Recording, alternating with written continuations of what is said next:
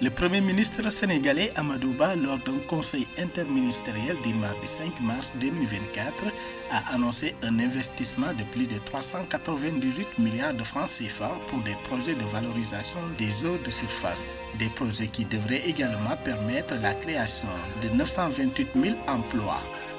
La Tunisie a reçu un soutien financier de 150 millions d'euros de l'Union européenne pour accompagner la Tunisie dans la stabilisation de la situation macroéconomique et dans ses efforts d'améliorer de la gestion des finances publiques et du climat des affaires.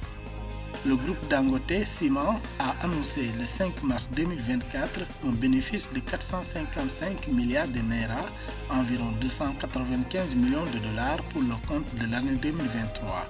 Selon les résultats financiers du groupe, ce chiffre est en hausse de 19,2% par rapport à celui de 2022.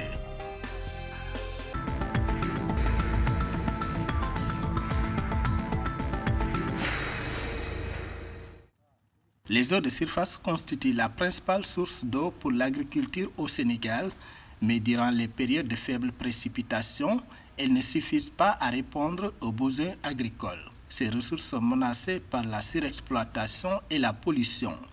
Le niveau des prélèvements actuels devrait, selon les experts, augmenter de 30% à 60% d'ici 2035, renforçant le stress hydrique dans un pays où le mouvement d'urbanisation y est en plein essor. Pour pallier le problème, le Premier ministre sénégalais Amadou Ba, lors d'un conseil interministériel du mardi 5 mars 2024, a annoncé un investissement de plus de 398 milliards de francs CFA pour des projets de valorisation des eaux de surface.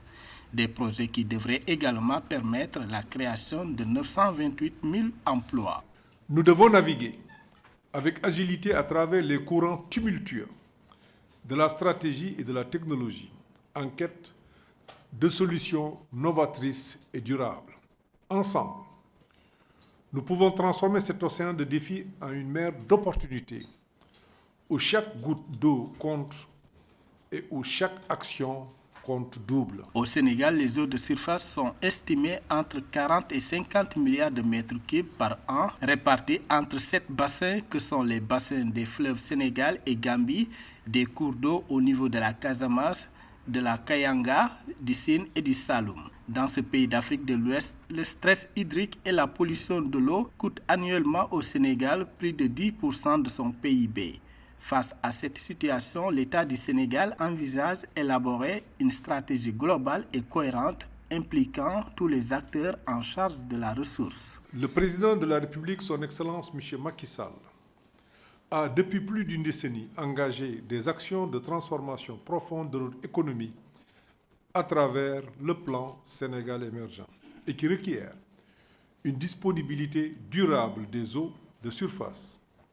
C'est le cas, par exemple, du projet des agropoles, conditionné à une bonne maîtrise de l'eau pour garantir des productions agricoles, pastorales et piscicoles attendues. Selon le gouvernement sénégalais, 90 000 hectares de terres exploitables seront sécurisés autour du lac de Guiers, pas moins de 232 000 hectares de terres, dont 36 000 hectares de terres actuellement affectés par la salinité, seront aménagés.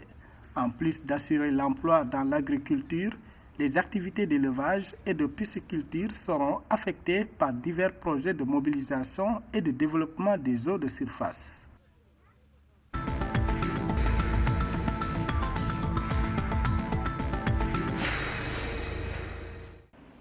La Tunisie a reçu un soutien financier de 150 millions d'euros de l'Union européenne pour accompagner le pays dans la stabilisation de sa situation macroéconomique et dans ses efforts d'amélioration de la gestion des finances publiques et du climat des affaires. Dans un communiqué du 5 mars 2024, l'Union européenne indique que le décaissement de ces dons, qui seront effectués sur la base de projets effectifs, vise à accompagner la Tunisie dans la stabilisation de la situation macroéconomique et dans ses efforts d'amélioration de la gestion des finances publiques et du climat des affaires, ainsi que de renforcer la capacité de l'État à assurer une croissance stable et inclusive.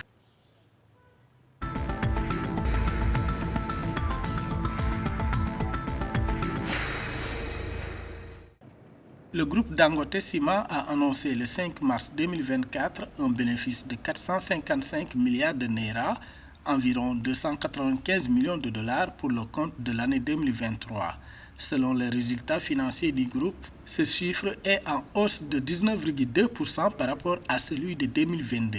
Cette performance a été soutenue par une augmentation de 12,7% des ventes de ciment dans ses filiales d'Afrique de l'Ouest et d'Afrique centrale, voire australe, tandis qu'au Nigeria, son plus grand marché, les ventes de Dangote Ciment ont reculé de 8,1% à 16,3 millions de tonnes. La performance réalisée par le groupe cimentier tient également d'un gain de change dans le cadre des opérations extérieures de sa filiale nigériane.